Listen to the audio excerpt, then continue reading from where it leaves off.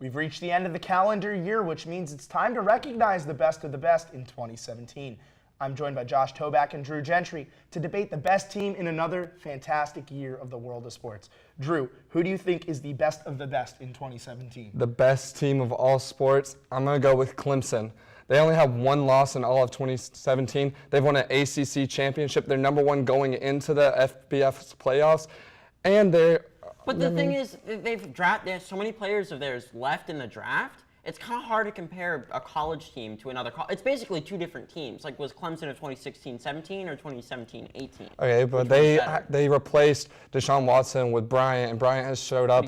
Bryant has showed up and has still led them to be the number one overall team. But is he a Heisman frontrunner like Watson was? No, he's not, but he's also younger than Watson was.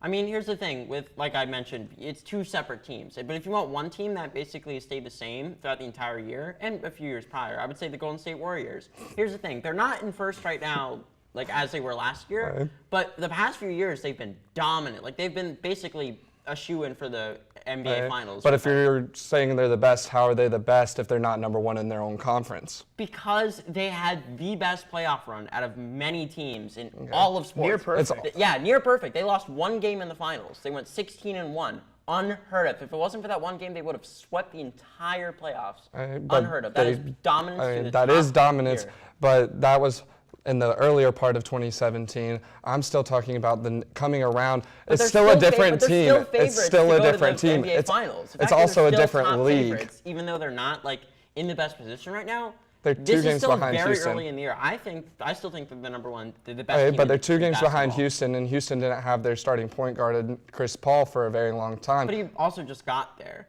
which might be a sign of how good Harden's doing. But overall, I think the Warriors have just been dominant. And last year was the culmination of that. Well, Josh, let's move forward now that we discussed the best team of the year. Who is the best athlete in 2017? There are a lot of candidates for this, but mine actually might be a little shocking. I'm going with Ezekiel Elliott. Now, hear me out about this. Okay. Hear me out. No. For a rookie to come out of college football and had a pretty great year coming out. Offensive rookie of the year. Exactly.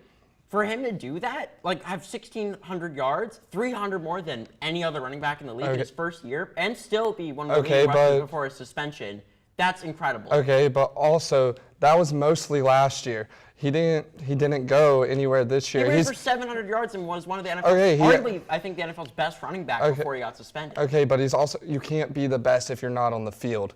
How is that possible? You've missed 4 games in a critical part of the season. Your team's on the verge of playoffs right now. But if we're talking about the best 2 more games, you see how not like amazing the Cowboys are without Elliott. He is their soul, and for him to do that. Alfred Morris put on a show last week against the Redskins. But, I mean, well, Drew, who is your pick? Okay, I chose Russell Westbrook because last season, the NBA is like half and half of both years. So he averaged a triple-double last season first since Oscar Robinson. He's on pace. He's slightly off right now at 9.7 assists and 9.1 rebounds.